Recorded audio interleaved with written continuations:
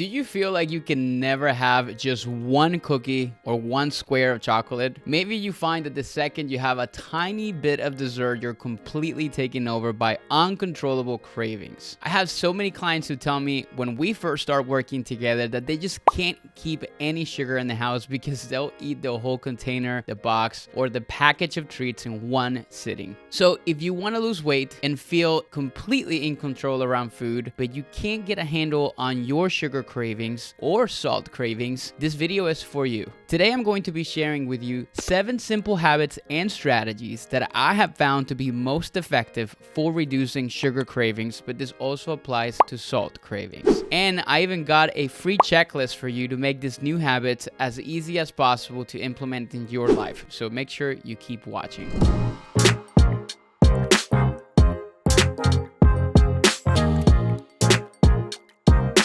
Hey everyone, it's Andres here, and this week I wanted to talk to you about a problem that keeps so many people completely stuck when it comes down to weight loss. It's something that I've seen in hundreds of clients and is one of the major reasons people struggle to lose weight and to also keep it off. Today we're diving into the topic of sugar cravings, and I'll be sharing a complete plan to help you get control over the habit of overeating sugary foods and get in control of those cravings. But just a quick intro before we start, in case this is the first time you tune into my channel. My name is Andres Ayesta, and I'm a registered dietitian who teaches busy professionals, entrepreneurs, and parents how to improve their nutrition, lose excess weight, and revamp their lifestyle. So if that sounds like it's something that you are interested in, make sure you hit the subscribe button and hit the bell to be notified every time I release a new video. Now, let's dive into today's topic. The first thing we need to understand before we get into the strategies to overcome sugar cravings is what cravings are and why we get them. You probably know this already, but just to give you a quick definition, a craving is an intense desire for a specific food, and we get them in different kinds of situations. One very common situation where cravings arise is in response to things like stress or maybe another emotion. Sometimes it's actually happiness, so it can be something positive. For example, one of my clients told me recently that he had a really heated conversation with his boss, and immediately after that, he hung up the phone and he went out and bought a Whopper from Burger King. Cravings can also be a habit. I'll give you a personal example for this one. When I was growing up, my dad would always have something sweet after lunch, typically some piece of chocolate. So that's a habit I picked up too, and now whenever I finish my lunch, I crave something sweet.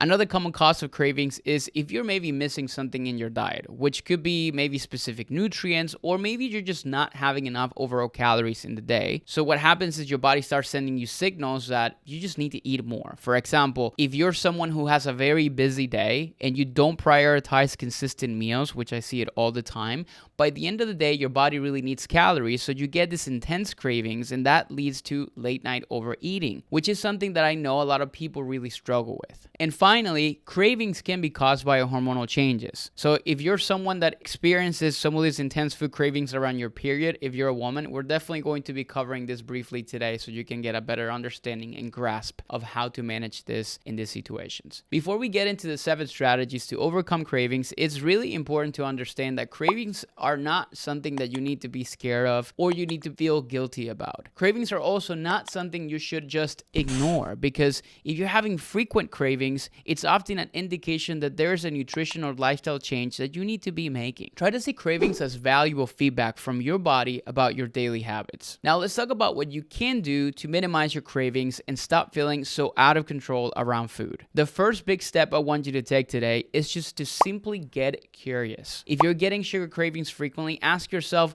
when are they actually happening? Is there a specific time or situation where the cravings start to pop up? Are there maybe certain emotions that trigger them? This is going to be different for everyone, so try and notice what's going on for you personally. I even suggest making a list of the situations in a notebook or a journal. Every time you get a craving in the next week, jot down what was going on in that moment. For example, you might write, I got stressed because I had too many things on my to-do list and I was worried I wouldn't really get everything done. After you had an idea of when these are happening, you can start to adjust your habits based on what typically triggers those cravings. I'm going to take you through 7 specific habit changes that you can start to make today to help you reduce and manage these cravings. So let's get going and let's get started with these. Habit change number 1 eat consistently through the day. This step is a foundation for many other habit changes that will follow, and it helps you avoid what I like to call the late night hunger trap. Here's how this happens. I want you to think about your body keeping tabs on you throughout the day. Your body's pretty amazing at making you understand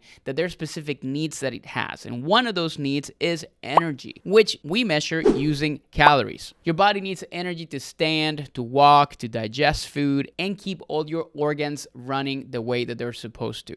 Even if you spend the entire day laying down, you still be burning calories for all these processes going on inside of your body. When you don't provide yourself enough energy, as I mentioned before, your body's keeping tabs on that, and it's basically going to hand you a bill at night, and it's like saying, hey Andres, you were moving around a lot today, you did a workout, but you barely ate anything all day. So now it's time for you to give us what we need so we can operate effectively. So what happens is you get super hungry at that point because that's your body's way of telling you it needs more energy. Now, there are two common situations where I see this restriction happening. First, it happens to people when they're really busy and they don't prioritize their nutrition. The second situation is if you're in diet mode and you're restricting yourself all day long. What's going to happen is at night, you typically cave in because you didn't really feel satisfied during the day. Now, what happens with this late night hunger trap is you have a strong physiological need for food because you didn't really eat enough. And then your brain goes looking for ways to meet that need. What is a physiological need? Is something that your body requires to function properly. And what it typically looks for is things that make you happy and foods that satisfy your emotional needs as well. So that's when you're super hungry late at night, you're probably not going to be craving broccoli. You're going to go for the cookies, the ice cream, and the chocolate. When you start to eat consistently through the day, you can avoid that extreme feeling of hunger late at night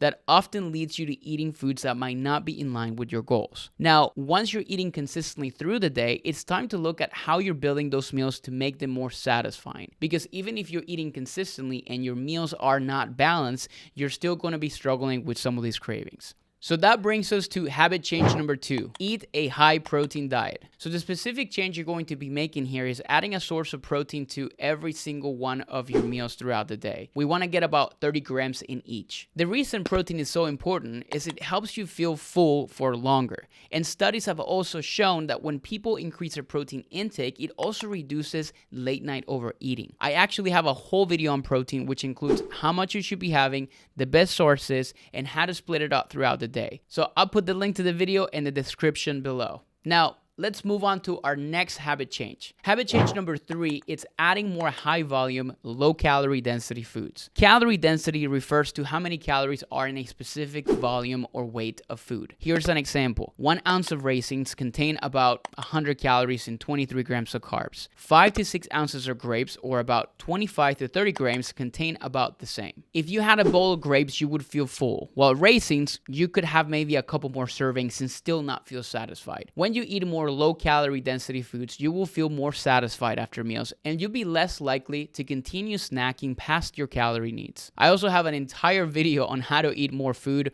but lose weight faster that talks more about the calorie density concept. That's also linked in the description box if you want to learn more about it. But to start, you can implement this habit change by including a fruit or a vegetable at every single one of your meals. At the same time, it's super important to be specifically mindful of serving sizes for those calorie dense foods. Now, let's move on to the last tip related to your food choices, which is habit change number 4. Ensure that all your meals are enjoyable and satisfying. One of the major reasons people get cravings for sugary foods is because they don't really eat meals that they actually like. This usually happens when they're trying to stick to a very restrictive diet and they cut out a lot of the foods that they love. So all their meals are bland and they're boring. When you eat meals that taste good, you get a psychological satisfaction from them. My biggest tip here is to come up with a list of go-to meals that are healthy, but that it's also something that you're going to like the taste of. Take some time to try out new recipes, and when you find one that you really enjoy and like, write it down and put it into the regular rotation of meals that you would make. At the same time, do not restrict all the less nutritious foods that you typically crave. This may actually seem counterintuitive because most people think that those foods are going to make you gain weight, but actually allowing yourself to eat those foods can help you avoid the intense cravings that lead you to overeating them. When you deny yourself of the foods that you actually like and love, it can cause you to have obsessive thoughts about those things, including the feelings of deprivation and guilt. By allowing yourself to have meals out, desserts, and less healthy snack foods in moderation,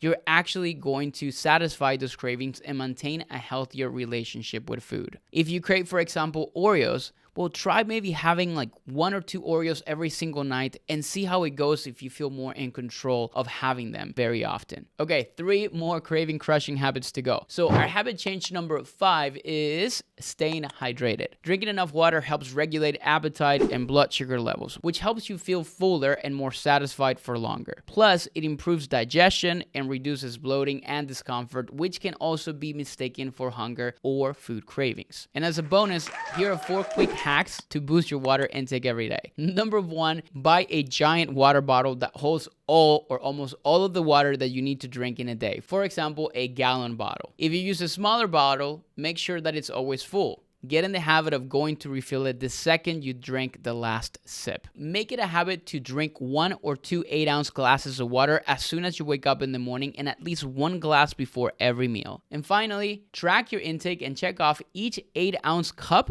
as you drink it throughout the day. I recommend having an overall goal to drink 64 ounces of water daily at the very least. Next up in our Crush Your Cravings game plan is sleep 7 to 9 hours each night. I'm sure it's no surprise to you that I am recommending you to get more sleep. And I know you probably heard this before, but sleep is not something you should skip if you're trying to reduce cravings and also if you're trying to lose weight. Studies have found that people who are sleep deprived have an increased appetite because the body makes more of the hunger hormone, which is called ghrelin. You also tend to crave a lot more sugary items, fatty foods, and some of those calorie-dense foods that we have talked about when you're tired. One small study found that when sleep time was cut from 8 hours to 4, the participants who were sleep deprived ate over 500 more calories on a daily basis, give it or take. There's a lot more I could say about sleep, and it's a topic I love to talk about, but I'm going to save those details for another video. So let's move on to our 7th and final strategy for reducing sugar cravings, which is manage stress effectively. Cortisol is the main stress hormone in your body, and while it has many important roles, it can also cause problems for overall health. When your cortisol levels are a little bit high over a long period of time, you're going to start to crave more sugary, fatty foods. I'm going to make a full video on stress pretty soon, so don't worry about that one. My recommendation is to incorporate at least one activity each day to intentionally manage your stress levels. Now, I'm going to give you a big list of possible activities that you can choose from, and I'll put it up on the screen so you can pause, screenshot this, and keep it also for reference. So, rapid fire, some common stress reducing activities include walking or going for a jog in nature, practicing yoga or tai chi, engaging in meditation or deep breathing exercises, crafting art through painting, maybe drawing or crafting. My wife loves to do this one. Reading a book, taking a warm bath, practicing aromatherapy, listening to calming music, writing in a journal or practicing creative writing,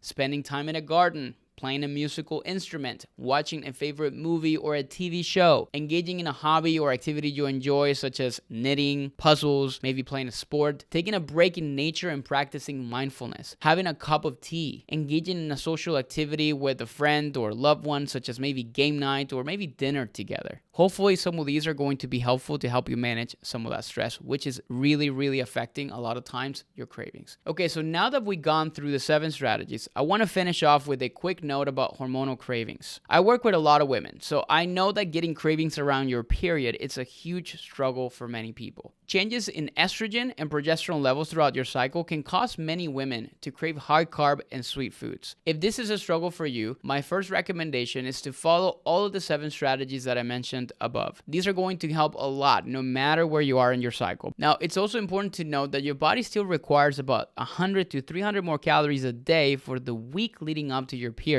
So it's okay to indulge a little bit more. Your body does need some more extra energy at this time. And finally, and this is a very important one here, remove the shame and self-judgment about having sugar cravings. This is totally natural, and having a bit of extra food around this time is not going to sabotage your progress if you're staying consistent throughout the rest of the month. Now that brings us to the end of today's video. You probably saw it in the title, but I got a little surprise for you. I put together a free checklist that includes all the daily habits that I talked about in this video that will help you crush some of those cravings. You can print it out and maybe keep it nearby for reference to make sure you're sticking to these habits every single day. Not only are these habits helpful for managing your cravings, but they're also some of the top habits that I teach our clients to drive fat loss. You are going to see some huge benefits from sticking to this simple list every day. If you want to access that free checklist, just head to the description box and find the link to download it. Okay guys, that's all for today. I hope you enjoyed this video. If you did, make sure you hit the thumbs up and leave a comment, and make sure you're subscribed to my channel because I come out with a new video each week to support you and optimize your nutrition, losing weight sustainably, and building habits that are going to get you to your goals. Bye for now. See you on the next one.